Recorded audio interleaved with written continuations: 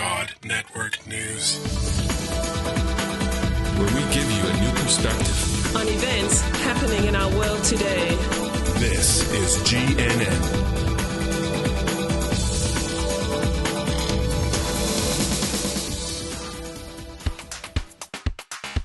Welcome to God Network News, episode 36. Welcome, GNN fans, to another episode of God Network News, the podcast that tells you what God's doing around the world. Not what CNN tells you, but what GNN tells you is going on in the world. If you're tired of listening to all of that crisis network news and you want to hear what God's doing, well, give us a listen.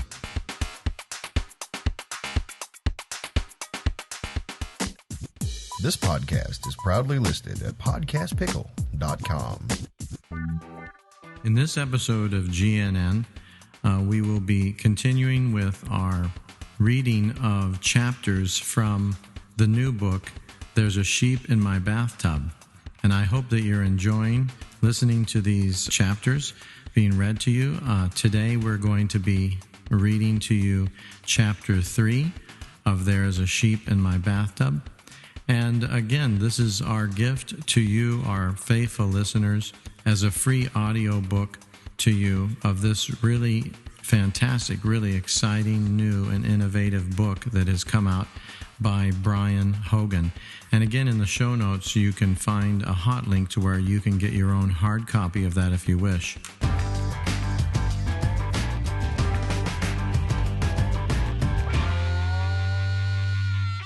One of our sponsors is GoDaddy.com, and GoDaddy.com has just recently told us that we could give you a special deal.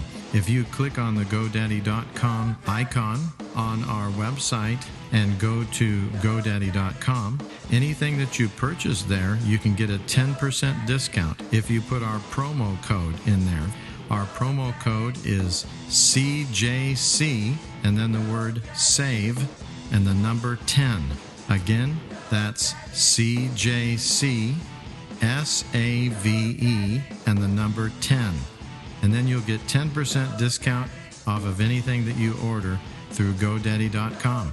Visit GoDaddy.com today and get all of your internet needs taken care of.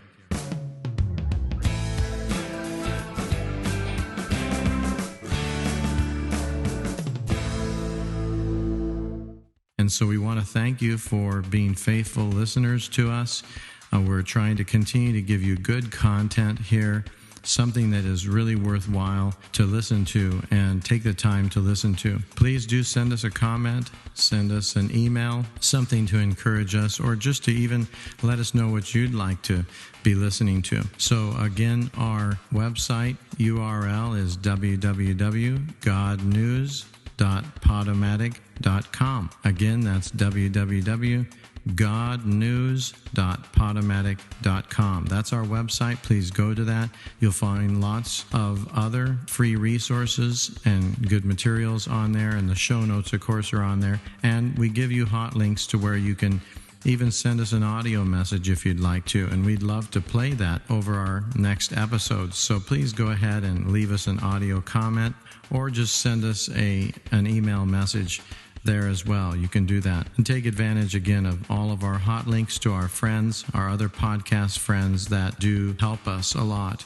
And of course, we again want to thank you and say God bless you to those of you that have been so faithfully following us. So let's go ahead and listen right now to chapter 3 of There's a Sheep in My Bathtub.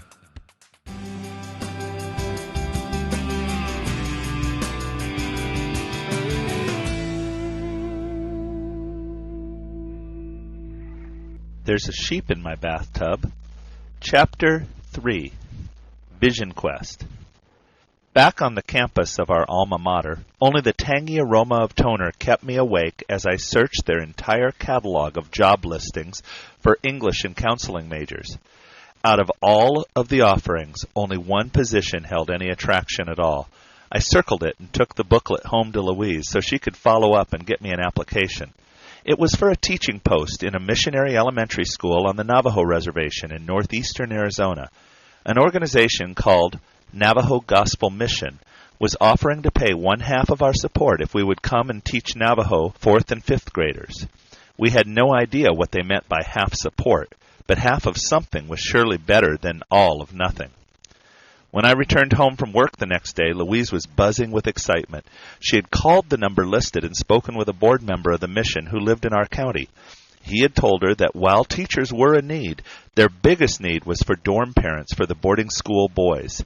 He thought we sounded perfect for that position and had the mission director in Flagstaff, Arizona, call Louise immediately. Tom Dolligan was an Irishman whose caring and love came right through over the phone lines with his brogue. Tom was so excited about our joining the mission that his enthusiasm spread to Louise. The two of them had practically sealed the deal before Louise remembered she ought to involve me. This was what I walked in on. I was on the phone to Tom within a couple of minutes of arriving home. It didn't take long for me to join in the general euphoria. We were going to be missionaries. It turned out Navajo Gospel Mission was a faith mission, which meant all workers had to raise their own finances through family, friends, and churches. Because of the Navajo Gospel Academy's urgent need for staff and the short time available for support development before school started in less than 4 months, we were guaranteed at least 1/2 of the mandated support amounts by the board, no matter how much came in for us each month. We got the blessing of our church, the Los Osos Vineyard, visited 3 small groups to share the vision for the Navajo, and sent off a prayer letter to everyone we could think of. About a month and a half after I circled that listing, we were in Hard Rock, Arizona, in the middle of the Navajo homeland for Indian missionary candidate training. We and a group of other new missionaries studied Navajo language and culture, history and strategy of Navajo Gospel Mission, and spent a weekend living in a Navajo camp with a family, herding sheep and hanging out. We loved it. We also fell in love with the other young missionaries we were training alongside.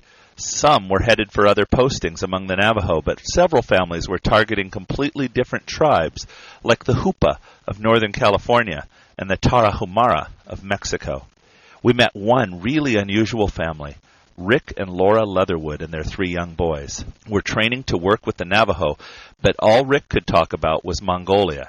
He explained that God was calling them to the Mongolian people, but Mongolia was completely closed to missionary activity. Even short visits were impossible. Rick and Laura believed God was going to open Mongolia to the gospel, and they wanted to be ready. So Rick studied the cultures of the world and had determined the Navajo were as close to Mongolians as he could get.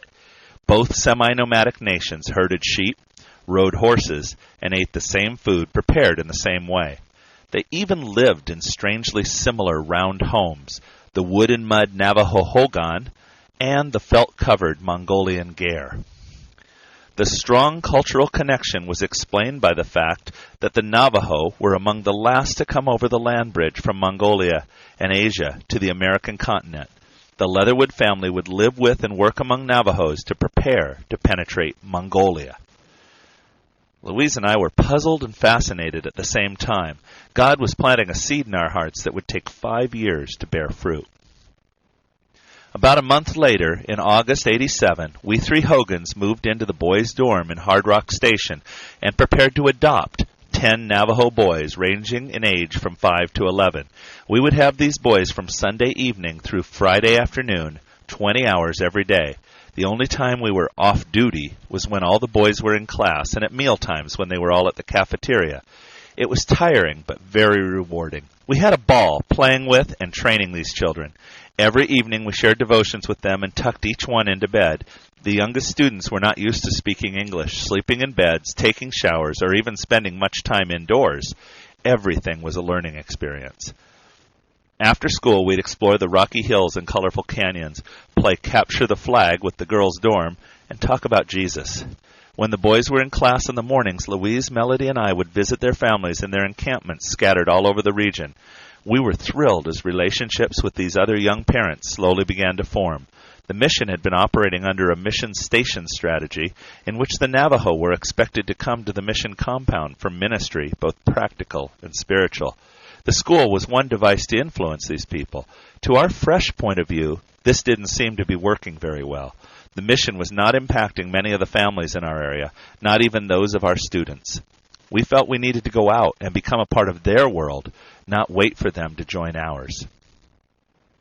Our strategy was very successful with the Navajo, and they began to invite us off the compound and into their camps.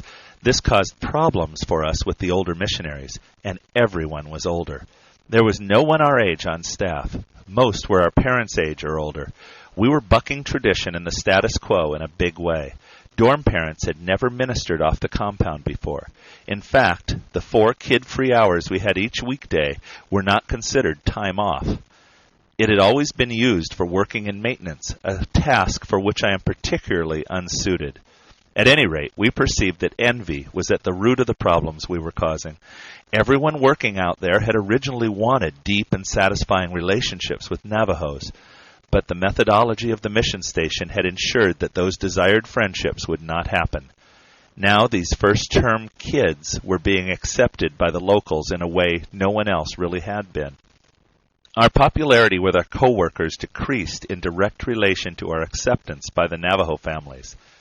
It got to the point where we were always in trouble, and it didn't seem right to involve our Navajo friends. The only people we could talk to were 2 missionary couples, Tom and Teresa Elkins, and Mike and Cora Hendricks, who lived 20 dirt miles or so away from Hard Rock. Tom and Teresa were with another mission and lived in the middle of nowhere with a Navajo family. They were our heroes and our friends. Mike and Cora ran the Navajo Gospel Mission Station in Pinon, Arizona. Motto, where the pavement ends and the Wild West begins. And were among the only non-Navajo in town. They were our only safe sounding board. Together, these 2 families kept us sane. We met with Tom Dolligan at the end of the first school year. Linda, our direct supervisor in Hard Rock, was sympathetic and supportive of us, and had made Tom aware of what a hard time we were having with the other missionaries. His suggestion was for us to go home for the summer to raise support. Actually, our support level was strong at 90 to 100% every month. This was a miracle since we hadn't done much at all to raise support. Most of the staff at Hard Rock lived on less than half their required support levels. We also would need to decide whether we wanted to complete the rest of our 2-year commitment. Tom told us he was praying that we would return in September, but he would understand if we didn't. We spent the summer speaking to groups and counseling with our pastor in Los Osos. He told us he could not think of any reason why we would want to go back. But it wasn't that simple for Louise and I. We missed our boys and Navajo friends deeply, and we really loved the work, but it was hard to see how relationships with our fellow missionaries were going to improve. We kept calling out to God to show us what to do. Finally, He spoke to us very clearly. The Father told us that we would never learn real commitment in the local church, where we had the luxury of relating only with those we chose and with whom connecting was easy. We needed to go back and make the difficult relationships work, regardless of how painful that might be. So we did.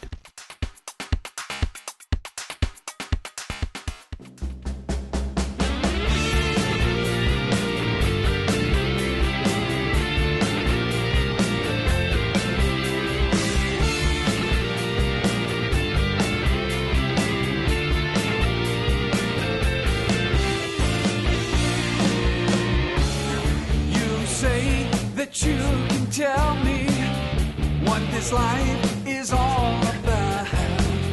Nice house, fast car, plenty of money, and a family that can make you proud. You claim that life is for living.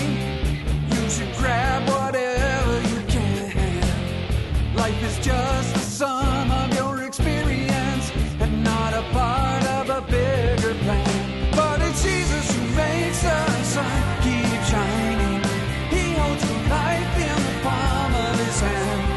He is the source of all of life's blessings, so we should give Him the glory due His name.